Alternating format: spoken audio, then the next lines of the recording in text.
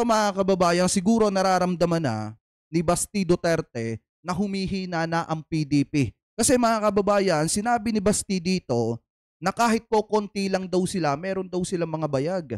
Mga kababayan, ibig sabihin, ramdam na ni Basti na kumukonti na yung mga member ng PDP kasi nga may mga nag-aalisa na at lumilipat sa partido nitong si PBBM. Siguro hindi na nagugustuhan pamula nung nagsagawa ng mga maisog rally, eto mga Duterte na yung ibang mga senador mga kababayan ay pumunta pa nga doon sa ilang mga maisog rally para ipagtanggol etong si Kibuloy at patalsikin etong si PBBM. Marami sa mga member talaga ng PDP ang umayaw na at lumipat na sa Partido Federal ng Pilipinas dito sa partido ni PBBM. Mga kababayan, ngayon kung titingnan po natin, pakinggan natin etong statement nitong si Basti Duterte patungkol po sa nakita niya mga kababayan dito sa partido ng PDP. Ano po? So ito, pakinggan po natin.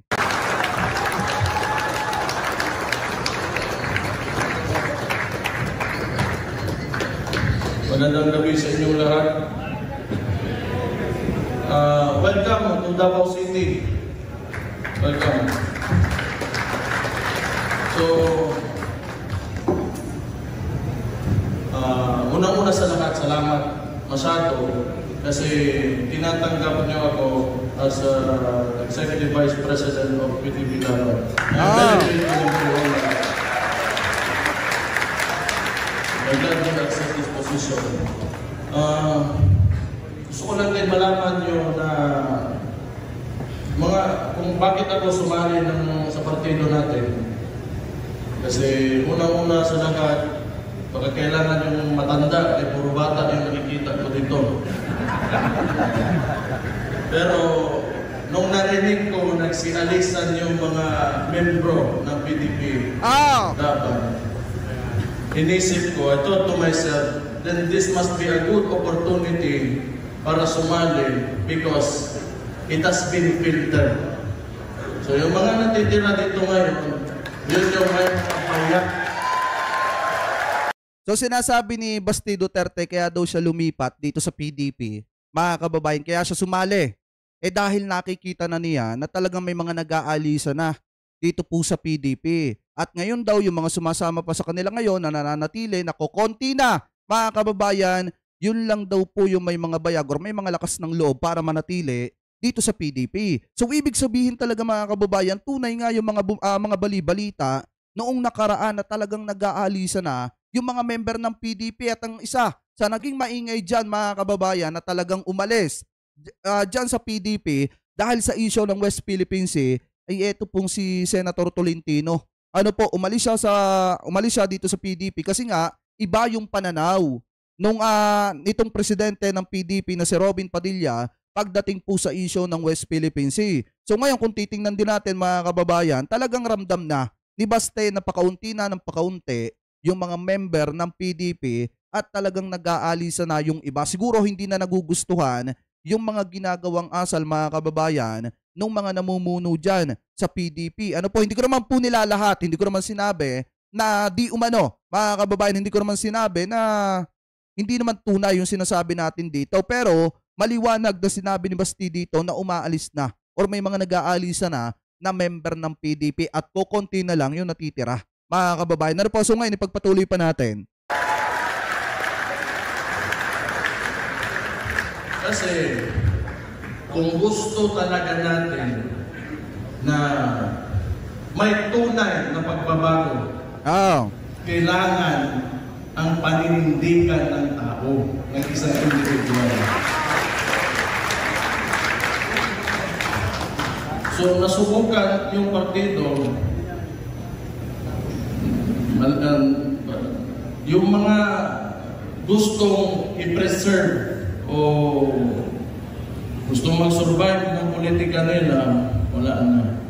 Mga nandito, gusto ko sumali sa inyo kung kayo ay naniniwala pa rin na ituloy ang laban, sasama ako sa inyo.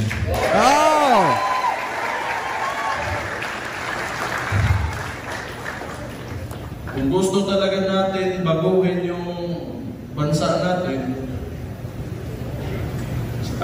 wait lang, sabi dito may nag-comment.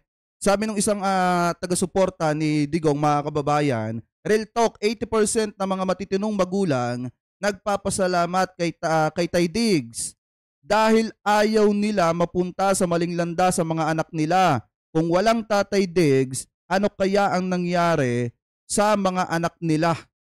Nung panahon nga ni Duterte, marami nga ang binawian ng buhay. Alam nyo ba, mga kababayan, eto real talk lang din. Eto, alam nyo ba nung panahon ni Digong, marami mga magulang ang umiiyak. Bakit? Kasi yung anak nila basta na lang itinutumba sa kalye. Mga kababayan, basta na lang nadadamay sa madugong pakikipaglaban nila sa ipinagbabawal na bato. At ito pa yung isang real talk natin. Kung talagang marami na sumusuporta dito kay Digong, bakit nag-aalisan yung ibang mga member ng PDP? Bakit inaayawan nila etong PDP at lumilipat sila sa ibang partido, mga kababayan? Bakit ngayon sinasabi ni Baste na konti na lang yung mga member ng PDP at may mga nag-aalisa na? Kaya napilitan siyang sumali at pumasok dito sa PDP. Real talk yan, mga kababayan. Kasi pagdating sa ganyang klase ng usapin, unang-una, sang-ayon ako dyan na talagang nung panahon ni Duterte, ayon sa kanya, may mga magulang daw na nagugustuhan yung ginagawa ni Duterte, pero maraming mga magulang din ang umiiyak dahil yung kanilang mga anak na bagyanan nila na palaki, bigla na lamang itinutumba sa mga kalye. Mga kababayan, ano po? So ngayon, ipagpatuloy pa natin. At least alam ko, yung mga kasama ko, handang magpakamatay para sa bansa niya.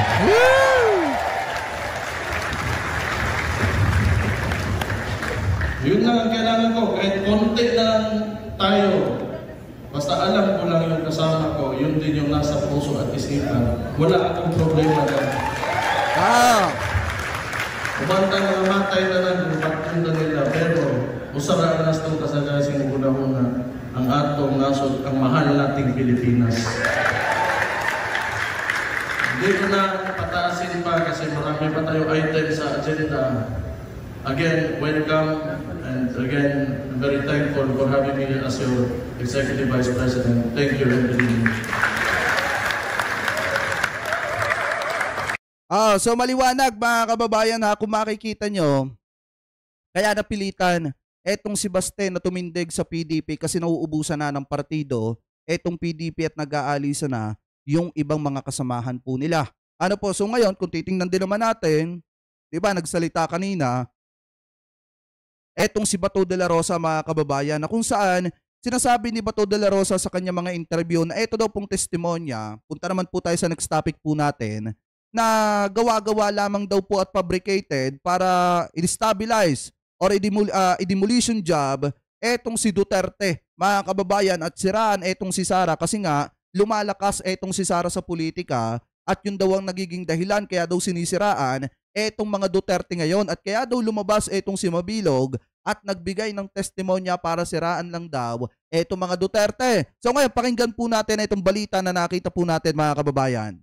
Halatang naisirain ng kampo ng mga Duterte at pahinain si Vice President Sara Duterte sa 2028 national elections. Ito umano ang layunin ng mga pagdinig sa House of Representatives, partikular na ang Quadruple Committee o Quadcom ayon kay Senador Ronald Bato de la Rosa. Paliwanag pa ng mambabatas, gusto ni 1st District of Leyte Representative Martin Romualdez na maging Pangulo kaya dinidiin umano siya ng House Speaker. Demolition job para masira kami lahat. At mahihina si BP Sara sa 2028. Alam niyo kasi, mga kababayan, eto kasing si Sara, wala namang kasing sisirain dapat sa kanya. Wala talaga masisira dapat sa kanya ang sambayan ng Pilipino. Kasi unang-una, kung hindi lumabas yung tunay niyang ugali, naglingkod siya ng napakaayaw sa mamamayan, hindi naman makikita yung kanyang tunay na ugali, mga kababayan. At kung naging tapat siya sa paggamit ng pera ng mamamayang Pilipino, wala sanang issue ngayon. Yung sinasabi ng kampo nitong mga Duterte na sinisiraan, alam niyo, wala naman dapat sirain ng mga kababayang Pilipino natin at wala naman din dapat sirain sa kanya kasi siya mismo ang sumira sa sarili niya. Mga kababayan, ano po, si Sara mismo ang sumira po sa kanyang sariling pagkatao nung ipinakita niya yung ugali niya, kung paano niya bastusin ang kamera, mga kababayan. Talagang marami sa mga kababayang Pilipino po natin ang hindi nagustuhan yung ganyang klase ng pag-uugali. Kasi unang-una, pangalawang Pangulo po siya. Pangalawa, sa may pinakamataas na posisyon sa ating gobyerno. At isa, siya sa tinitingnan ng marami sa mga kabataang Pilipino po natin. Paano pag napanood dyan ng napakarami sa mga kabataang Pilipino po natin? Tutularan yung ganong klase ng pag-uugali, especially yung mga batang uma-idolize, dito kay Sara, tutularan nila yung ganong klaseng pag-uugali ni Sara na kung saan kapag gustong magmatapang mga kababayan, gumawa ng kung ano-ano dyan sa kamera, malaya niyang gawin. Kung gusto niyang umalis, malaya siyang umalis. So parang ganun mga kababayan kasi, yung hindi nagustuhan ng marami sa mga kababayan po nating Pilipino. Kaya nga kung titingnan natin, wala naman dapat sirain kay Sara Duterte. Kasi siya mismo yung sumira sa kanyang sarili. Ngayon, etong sinasabi pa ni Senator Bato de la Rosa na hinihila sila pababa, wala naman dapat hilahin sa kanila. Kasi sila mismo ang nagluklok sa kanilang sarili para bumaba sila. Katulad na lamang mga kababayan, bakit nga ba marami sa mga kababayang Pilipino po natin ang umaayaw kay Bato de la Rosa na dati naman ay supporter nitong si de la Rosa? Dahil mga kababayan, buhat nung pinagtuunan niya yung kasinungalingan ni Jonathan Morales, marami doon ang nadismaya sa mga kababayang Pilipino po natin na pinatagal pa niya yung hearing para lamang ipagtanggol yung statement na binitawan nitong si Jonathan Morales.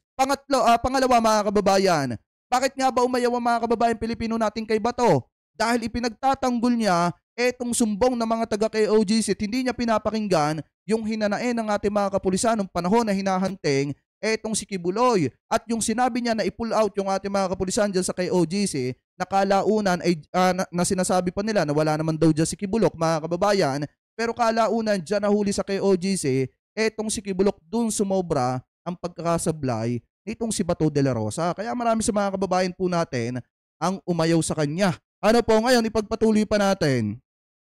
Pagpatuloy pa natin. Purely demolition job. Halata man, ano bang in-age of legislation na makikita mo dyan? Wala man kung nakikita. Matagal naman yung mga investigasyon na yan. Sa kabila nito, iginiit ng dating Philippine National Police Chief na hindi niya kailangang linawin ang sarili niya sa Quadcom dahil ayaw niya ring masira ang tradisyon ng interchamber courtesy. O, diba? Diba nagtatago siya doon mga kababayan doon sa sinasabi niyang interchamber courtesy mga kababayan. Diyan sa nagtatago. Kaya nga, marami sa mga kababayang Pilipino po natin ang ayaw na kay Bato dahil ginagamit niya yung Senado, nagtatago siya sa saya ng Senado para hindi niya harapin yung mga aligasyon laban sa kanya. Ngayon, Senator Bato de la Rosa, hindi naman habang buhay senador ka. Malapit na ang 2025 midterm election at darating ang araw at panahon na magiging normal na mamamayang Pilipino ka na lang at hindi ka makakatanggi sa investigasyon ng Kamara pagdating sa mga ganyang issue na kinakaharap mo ngayon. Ano po ngayon, ipagpatuloy pa natin. Sinabi ni Senador de la Rosa na hindi siya natatakot sa Quadcom. Tumanggi rin itong sumali sa anyay fishing expedition sa House hearings o paghahanap ng mga kasalanan ng kampo ng mga Duterte. Dagdag pa ni Senador de la Rosa, wala rin siyang planong magsagawa ng counterattack sa Quadcom o ano pa mang hakbang para hindi ito malaglag sa kanyang 2025 re-election. More than anything else, yung malaglag man ako, hindi. Ang concern ko is I have to live longer to see my apo. May apos growing up. Kaya mas concern ako sa health ko kaysa dyan sa papanalo sa next year's election. Samantala, Senator Bato de la Rosa, paano mo makikita yung mo?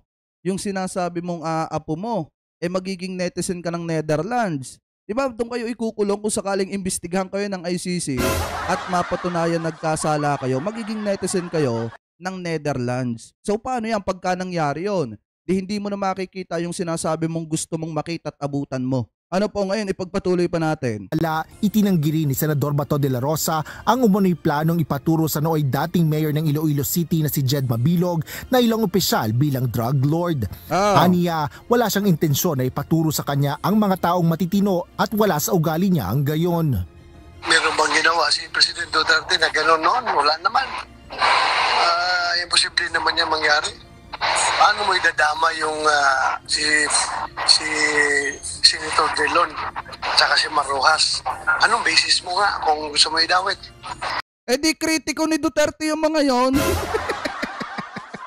Napakadali lang ng basis mga kababayan. Bakit nga ba gustong idawit ni Duterte nung panahon niya? Etong si Drilon at saka itong si Rojas. Di kritiko ni Duterte mga kababayan. Nung panahon ni Duterte, etong si former Senator Drilon. And then yung si Yung si Marrojas, mga kababayan, isa rin yan sa kritiko ni Duterte. Ngayon, kung titingnan din natin, mga kababayan, nangyari na nga kay former Senator Laila de Lima. Tinaniman siya, mga kababayan, ng mga demanda para makulong po siya ng napakahabang panahon. Na ang ending, wala namang napatunayan kasi nabasura yung isinampa nilang reklamo laban po dito kay dating Senador Laila de Lima. So ngayon, kung titingnan natin, napakadali lang naman tingnan ng basis, mga kababayan. Kritiko ni Duterte etong sina Rojas at Drilon, kaya gustong ipadawit kay Mabilog sa ipinagbabawal na bato. Ano po ngayon ipagpatuloy pa natin? Di ba? No. Walang ganun. Dapat pangalanan niya kasi yung general na nagsabi sa kanya, parang tanong natin kung anong basis niya. Saan siya nakakuha ng impormasyon na yan? Sa susunod na pagdinig ng Senado kaugnay ng isyu na kinasasangkutan ni Alice Guo, plano ni Senador De La Rosa na questionin si Mabilog, partikular na ang umano'y pamimigay ng payola sa isang dating Chief PNP. Isasagawa ang susunod at huling Senate hearing ng Committee on Women kaugnay ng isyu sa Philippine Offshore Gaming Operator o POGO sa Martes, September 24. Asher Kadapan Jr., UNTV News and Rescue. So ngayon, mga kababayan, di ba binanggit niya dyan na eto daw ay part lamang ng demolition job laban sa mga Duterte para siraan etong si Sara Duterte, mga kababayan, at para hilahin pababa eto mga kasamahan itong si Duterte na mga senador na katulad nitong si Bato de la Rosa. So ngayon, pakinggan naman natin yung sagot dyan, mga kababayan. Yung sagot dyan ng mga kongresista sa pahayag nitong si Bato de la Rosa, na kung saan ang sabi dito ng mga kongresista, mga kababayan, etong si Bato kaysa nga naman magreklamo sa social media, sa media, kaysa dun siya magpaliwanag, bakit hindi dala magpaliwanag etong si Bato de la Rosa dito sa ICC, mga kababayan, at dito po sa issue ng AJK, dyan po sa Quadcom. So ngayon, kung titingnan po natin, ang sagot kasi lagi ni Bato de la Rosa, puro sa media.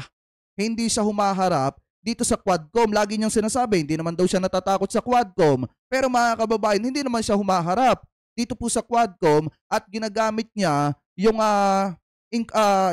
chamber, ano ba yun? Ginagamit niya yung kasunduan ata, parang sinasabing courtesy, chamber courtesy, mga kababayan, nitong Kongreso at saka nitong Senado. Ngayon, sa madalit salita, nagtatago etong si Bato de la Rosa sa sayo ng Senado para hindi siya humarap dito po sa patawag ng Kamara. Ano po ngayon, ipagpatuloy pa natin. Pilitin siyang iturong drug lords, sina dating Senator Franklin Drilon at Mar Rojas.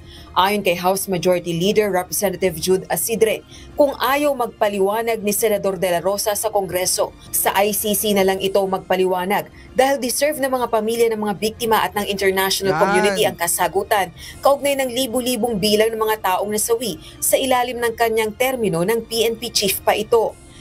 Ngayon, mga kababayan, nasan yung isang didishit dyan na nagsasabi na 80% daw ng mga magulang ang natutuwa daw sa ginawa ni Duterte nung panahon niya, mga kababayan, na siya pa ang presidente. Eto, maliwanag dito na kailangan magbayad, sagutin ni Bato de la Rosa yung mga aligasyon laban po sa kanya kasi nga naman kailangan makamit ng mga pamilya, especially yung mga magulang na nawalan ng anak, ng hustisya, mga kababayan, patungkol po dun sa mga binawian ng buhay nung panahon ng pamumuno nitong si Duterte. Ano po ngayon, ipagpatuloy pa natin. Giit naman ni House Assistant Majority Leader Jill Bongalon, hindi maisasantabi ng senador ang investigasyon ng ICC. Nangyari rin anya ang pang-aabuso sa karapatang pantao noong panahon nito sa PNP. Mariinding itinanggi ni House Quadcom Co-Chairperson Representative Robert Ace Barbers ang paratang ni Senator De La Rosa. Wala hong demolition job. Ang Quadcom, ang mandato ng Quadcom ay imbestigahan yung mga issues that are of national importance. Ano ito? Yung issue tungkol sa pagkalat ng droga sa ating bansa.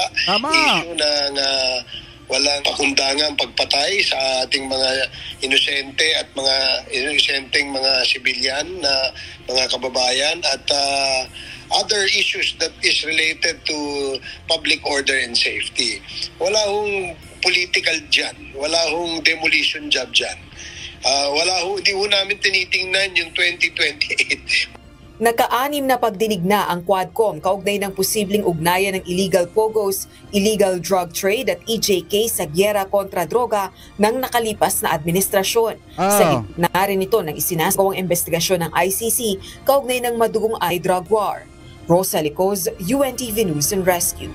Diyos ang aming sandigan, serbisyo publiko ang aming pinahahalagahan. Kita niya mga kababayan na sinasabi dyan sa clip na magsalita itong si Bato de la Rosa dito sa media, much better na harapin na lamang po niya yung mga aligasyon laban po sa kanya. Kasi mga kababayan, the more na iniiwasan niya ito mga katanungan ng Quadcom, parang ipinagkakait niya din dun sa mga pamilya ng mga nabiktima na makamtan ng mga pamilyang yon na umaasa sa hustisya na makuha nila yung hustisya para sa mga kamag-anak po nila. Ngayon, kung titingnan din naman natin mga kababayan, the more na iniiwasan ni Bato de la Rosa to, ipinagkakait niya sa mga kababayan natin yung hustisyang yon. Ano po ngayon? Eto mga kababayan, maliwanag naman dito na kesa maggaganito, etong si Bato de la Rosa, much better na harapin na lamang po niya yung mga aligasyon laban po sa kanya. Ano po? Anyway, kayo mga kababayan, ano po ang komento ninyo hingil po dito sa topic na ito na tinalakay po natin mga kababayan? Ano po masasabi nyo